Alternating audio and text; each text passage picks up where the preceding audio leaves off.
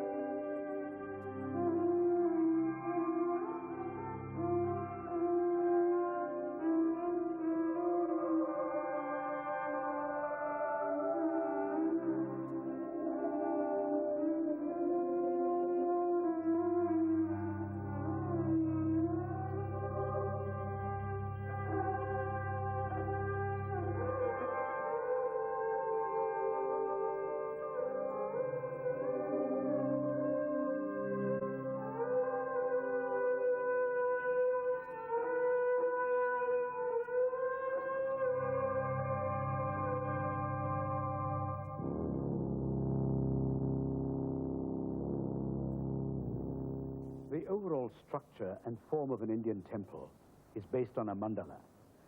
A mandala is a diagram of mystical significance intended to explain and represent the actual appearance of the temple following architectural traditions of India. Inspired by Chalukya architecture, the Kailasa temple at Ellora in western India is a miracle of engineering skill performed in the 8th century. It was shaped by being carved out of a rocky ridge, covering an area of 128 meters by 48 meters and having a depth of over 30 meters.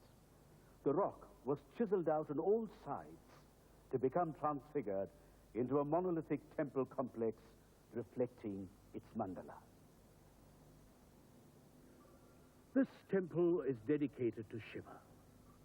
It's called Kailasa to represent Shiva's mountain abode in the Himalayas. To the Hindus, Shiva is the god of creation, preservation, and dissolution. Transcending existence, he is the absolute, the formless, and beyond definition.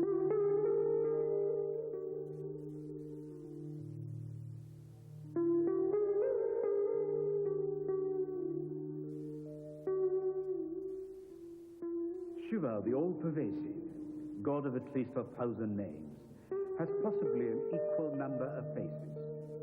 Here, he's the Shiva of Indian mythology, enjoying a lighter moment with his wife, Parvati, at Mount Kailasa. Ravana, the 10-headed demon king of Lanka, arrives and haughtily demands admission. He is not allowed to enter for obvious reasons. Furious, he scoops up the mountain and shakes it violently. Parvati leans on Shiva in alarm, and the cosmic lord gently presses down on the mountain with his right toe. The trapped, spoil-sport Ravana, realizing the enormous power of Shiva, prays to him for 1,000 years.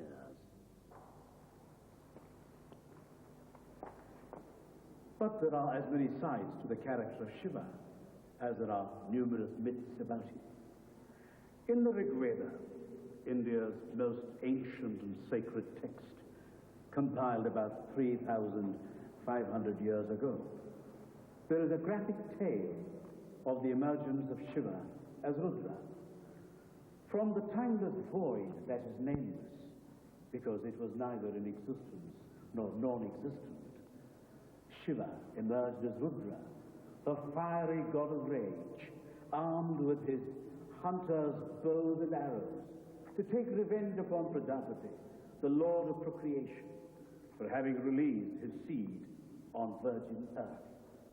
You see, Prajapati, the creator, had violated the timeless void of Shiva by setting in motion the generative act, the act that was to continue in the endless cycle of birth and death, age after age.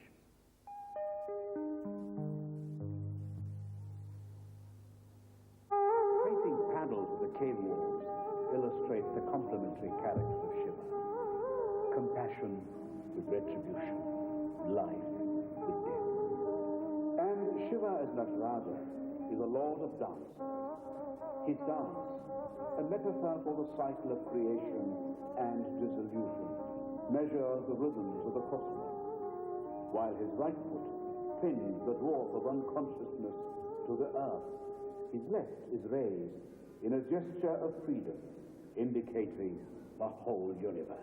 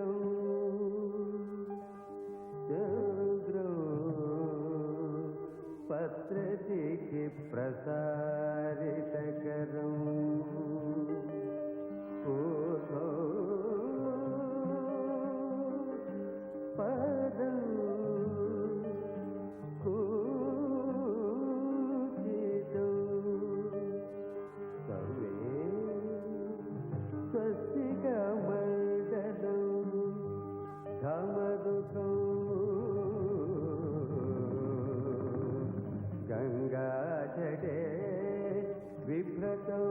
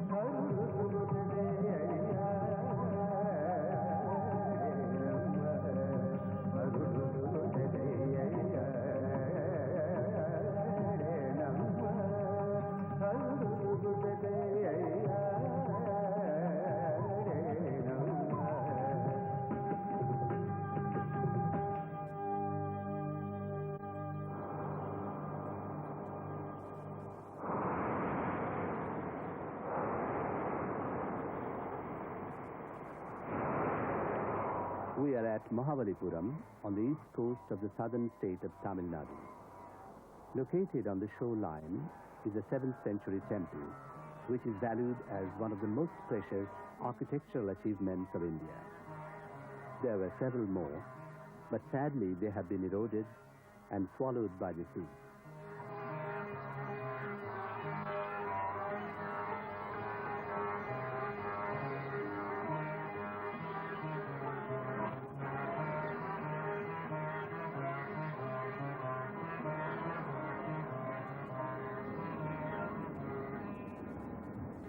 This temple has also suffered erosion. Once its 4 sides contained ornamental friezes of heavenly figures. They were planned as channels for radiating in all directions the divine energy emanating from Lord Shiva. His functions as creator, preserver, and destroyer are personified by 3 separate deities, Brahma, Vishnu, and Shiva. There are a number of stories about the origin of Shiva. One of them tells us that the creator, Brahma, unable to give form to human beings, was in a desperate state when out of his forehead emerged Shiva, who assumed the responsibility of creating the perfect man. But surprisingly, he severed his genitals from his body. When his lingam fell to the ground, it drilled through the earth and the netherworld, and the other end pierced through the cosmos like a column of flame, an all-pervading symbolism.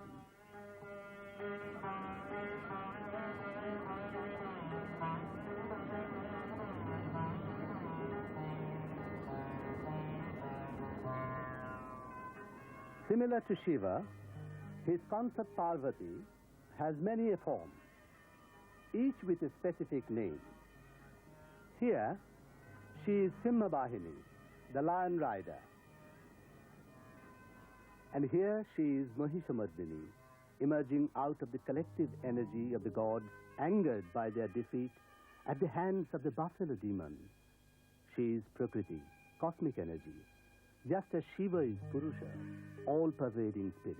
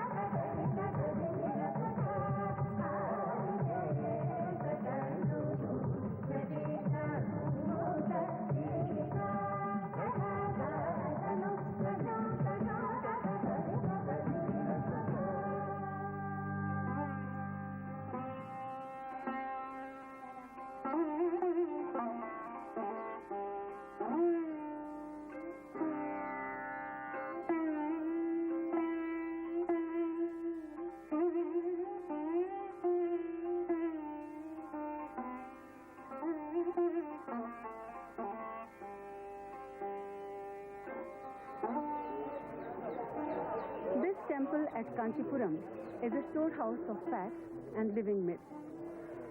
Pilgrims from all over India crowd into this temple to pay their homage to Shiva. As is customary, they bathe in the temple tank before entering the inner shrine. It is commonly believed that it was here that Parvati spent long years of austerity, meditating on Shiva until finally she won him.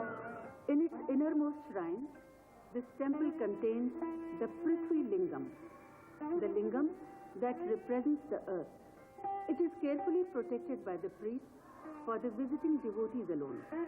For some, worship at the Prithvi Lingam may lead to an experience of Shiva's cosmic character.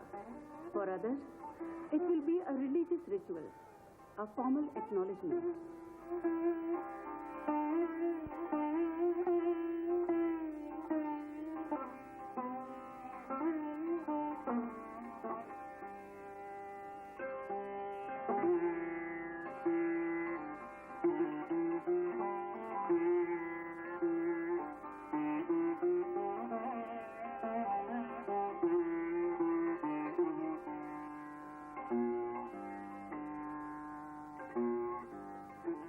Believe it or not, this mango tree is traditionally accepted to be 3,500 years old.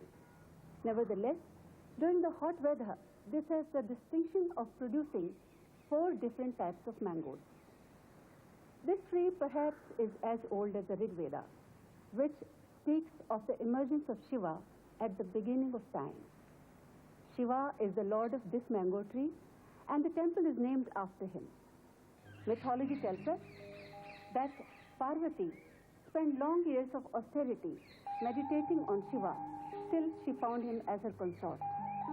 But here in Kanchipuram, Parvati is said to have assumed the name Kamakshi, the eyes of Kama, the lord of love.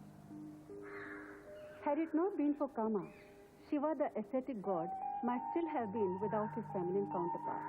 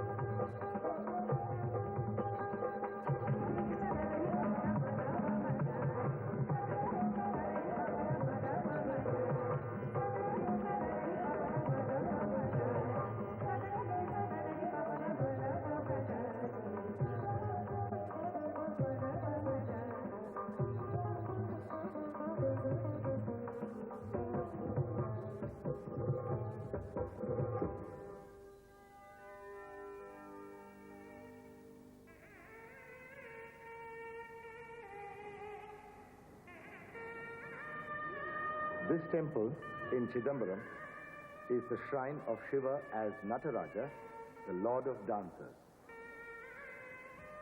Deep within its sanctum, he stands poised in bronze with the vividness and vitality of a living dancer. There are many expressions of the dancing Shiva, but most of them are classified into two broad heads. Lasya, the gentle, and Thanda, the fierce. In the evening light, Shiva dances to the music of the gods and to the rhythms of the cosmos. For Parvati, he dances love. On the battlefield and in the cremation ground, he dances dissolution. With Parvati, he is gentle, playful. On the battlefield, he is fierce.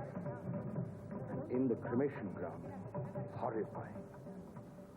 More than any other figure in the Indian iconography, Shiva enjoys the highest representation visually. Beginning from the beautiful sculptured form of the linga, Shiva in each image is a visual expression of a myth. Whether it is painted, cast in bronze, or sculpted in stone, it represents a wide variety in iconography. There is a story attached to every attribute.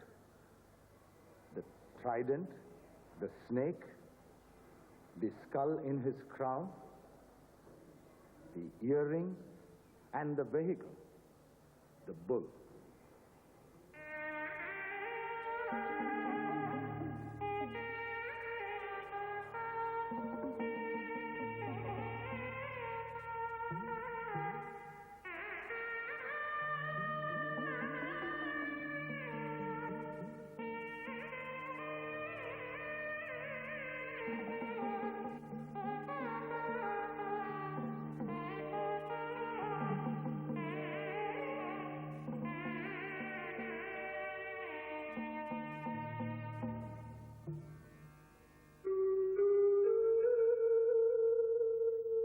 The expressions in iconography, when rendered in dance, are called abhinaya and mudra. They provide a language which the dancer uses to refer to the many aspects of Shiva's character without resorting to miming. A knowledge of these gestures is vital for understanding the diverse manifestations of Shiva, since Indian classical dance is a highly organized art form. There are 108 karanas. Karanas, a combination of hand gestures, footsteps, and body movements, are basic postures of Indian classical dance.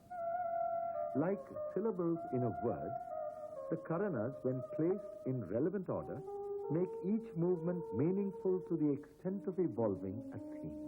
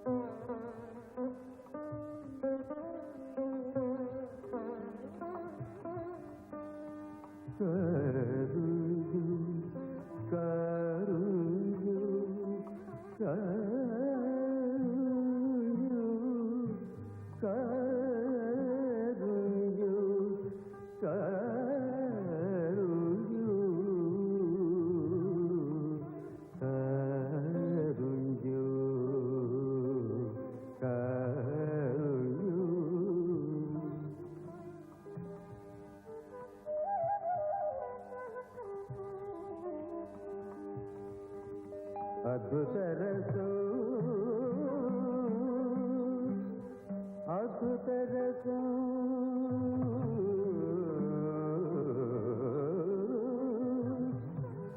अद्भुत रसो अद्भुत रसो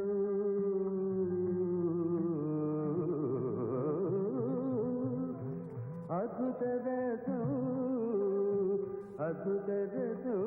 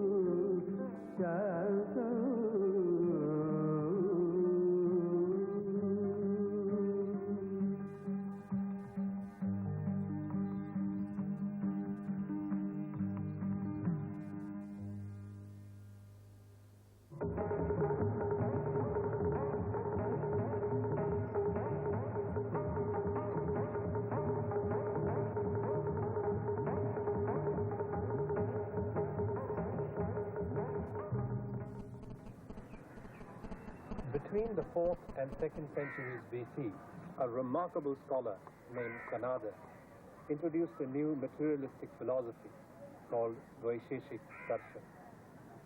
His belief in the Paramanu, the atom, and its relation to the whole earned him the nickname of Kanada, which means the atom eater. Little did he know that his theoretical vision would materialize in this immensely powerful form. This is the first Indian atomic center, built in 1956.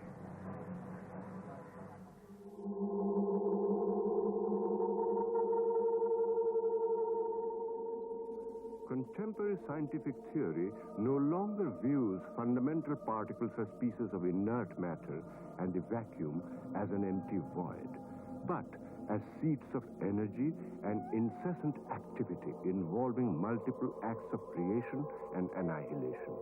This is reminiscent of Shunya, the zero, introduced as an empty circle by the early Indian mathematicians.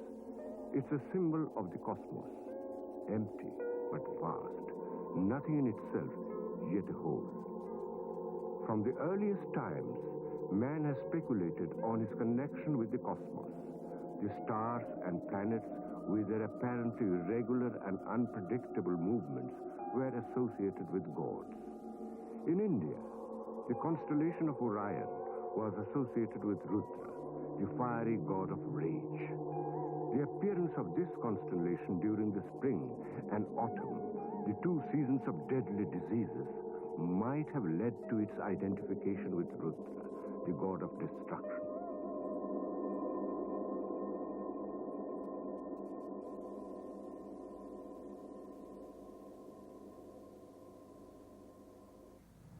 Natural boundaries are pretty irregular, jagged, crumpled. Think, for example, of the English coastline. If you look at any one part of it more closely with a magnifying glass, it would look just as crumpled. It is this feature which the famous American mathematician Benoit Mandelbrot calls the fractal structure. It is a peculiar thing about these natural boundaries that they have this property of self-similarity. If you look at any one corner, a bay, you would find the same form repeated elsewhere in different sizes. Mandelbrot discovered this fractal geometry of nature in 1980. It is a new, exciting, profound mathematical discovery which promises to be of use in modeling natural phenomena, such as riverbeds, coastlines, cloud formation, the turbulent flow of liquids, and the hierarchy of living organisms. These pictures are not painted by human hands. They are the result of computer graphic processing by a group of scientists and mathematicians in the University of Bremen. And their starting point was Mandelbrot's formula, which is of the simplest kind of nonlinear equation known to mathematicians. It leads from order to chaos and can only be tackled on a modern computer. There is an underlying orderliness at every step, but the branching of the system into different evolutionary paths is uncontrollable, unpredictable, chaotic. You would notice that a certain form keeps recurring in all these pictures, in different places, in different sizes. It's the black central figure in this picture. Scientists call it the apple man. The discovery of this self-similar recurrent form was Mandelbrot's great contribution. It embodies the principle of transition from order to chaos. The pictures reveal this competition between order and chaos, formation and dissolution, their harmonious coexistence, lending them a very natural beauty, as distinct from the stiff, complete orderliness of technical drawings. The analogy to the cosmic dance of Shiva, symbolizing the harmonious coexistence in nature of continuous creation, sustenance and dissolution of an endless multitude of recurrent aesthetic forms, is inescapable.